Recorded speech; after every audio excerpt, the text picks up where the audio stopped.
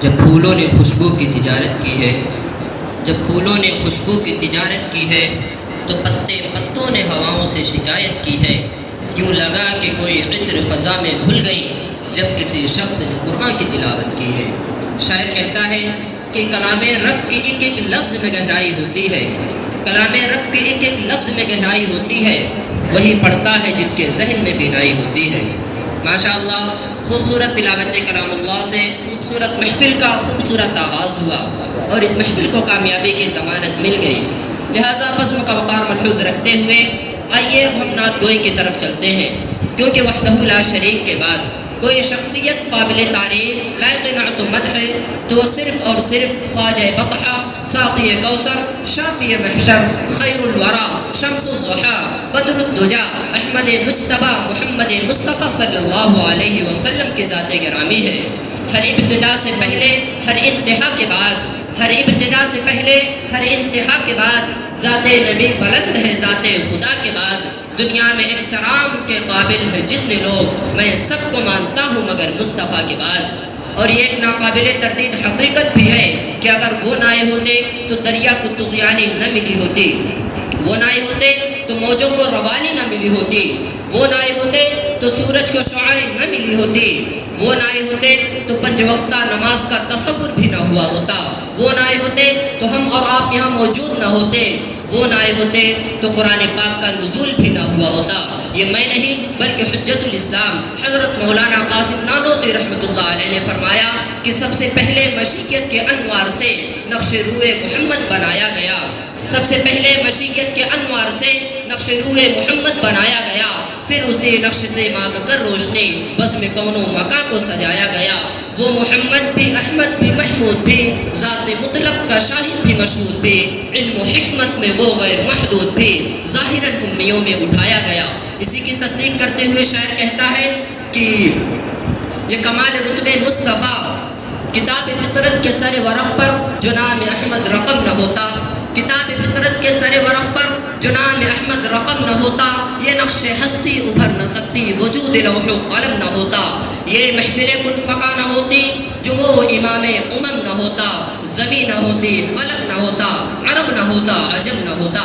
حضرات گرامی، اس سے پہلے میں آپ کو نعت کی طرف لے چلوں، چاہتا ہوں کہ کچھ وقت اور لیتے ہوئے آپ کو یہ بتانے کی کوشش کروں کہ آخر نعت کیا ہے۔ آپ غور کریے کہ سب سے پہلے شیخ سعدی رحمۃ اللہ علیہ نے فرمایا کہ بلغ العلا بکمالہ، کشف الدجا بجمالہ، حسنت جمیع خصالہ، صلوا علیہ وآلہ، کہ پہنچ گیا بلندیوں پہ اپنے کمال سے، کھول دیا اندھیریوں کو اپنے جمال سے، اچھی ہے آپ کی تمام عادتیں، درود پڑھے آپ پہ اور آپ کے آل پہ۔ اسی کے بروزن ایک دوسرے شاعر نے کہا کہ یہ کمال رتبے مصطفیٰ بلغ العلا بکمالہ،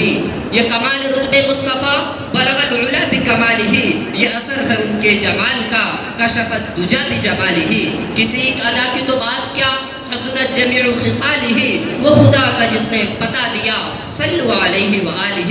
پڑوسی ملک کے شاعر نے کہا کہ تیرے بوریے پہ سلام ہو کہ وقار تخت مٹا دیا، تیرے بوریے پہ سلام ہو کہ وقار تخت مٹا دیا، تیرے جھوپڑے پہ درود ہو کہ زمین کو عرش بنا دیا، تیرے فقر و فاقہ نے حل کیے ہیں معاشیات کے مسئلے کہ تیری غریبی نے ہم غریبوں کو زندہ رہنا سکھا دیا۔ یہ بات جب اردو ادب کے بادشاہ اندور کے ایک شاعر ڈاکٹر راحت اندوری تک پہنچتی ہے تو مجھے یاد آتا ہے کہ انہوں نے کہا کہ سبب تخلیق دنیا کا جہاں جب بھی کہیں لکھا، سبب تخلیق دنیا کا جہاں جب بھی کہیں لکھا، محمد اولی لکھا، محمد آخری لکھا۔ پڑوسی ملک کے شاعر نے جواب دیتے ہوئے پھر کہا کہ اس طرح مدحت سرکار مدینہ لکھیے،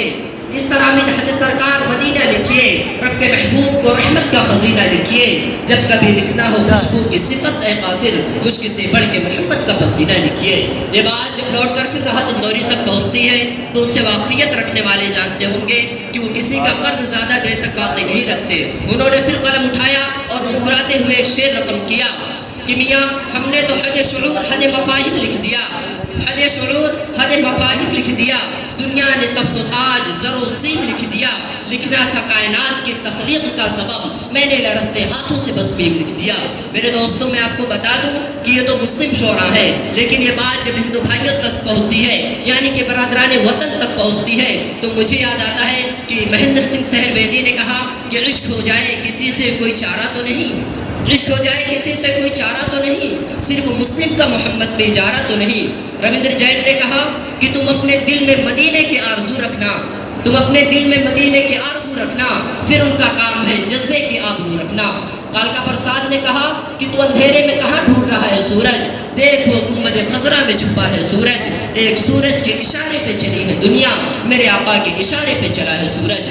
کالکا پرساد تو یہ گویا ہوئے کہ کوچہ دہر سے نکلا تو حرم تک پہنچا، سلسلہ میرے گناہوں کا کرم تک پہنچا، اے محمد تیرے معراج خدا جانے، میرے معراج کی میں تیرے قدم تک پہنچا۔ یہ ہے میرے دوستوں میرے نبی کی تعریف و توصیف، جو کہ لوگوں نے صرف کہنے کی کوشش کی ہے، بالآخر وہ قلم توڑ کر یہ کہنے پر مجبور ہو گئے کہ قلم میرا قاصر زباں میرے عاجز، قلم میرا قاصر زباں میرے عاجز، محمد کی عظمت بتاؤں میں کیسے، ہے محبوب رب وہ امام الرسل، مکمل فضائل سناؤں میں کیسے۔ حقیقت بھی یہی ہے کہ ساری دنیا کے سخنور بھی اکٹھا ہو کر، ساری دنیا کے سخنور بھی اکٹھا ہو کر ایک سنت کی بھی توصیف نہیں کر سکتے۔ آپ کے چہرے انور تو بہت دور کی بات، آپ کے جوتے کی بھی تعریف نہیں کر سکتے۔ تو آئیے ہم بھی اسی ذات گرامی کی تعریف و توصیف کے لیے دعوت دیتے ہیں محمد یوسف متعلم جماعت رابعہ عربی کو کہ وہ آئے اور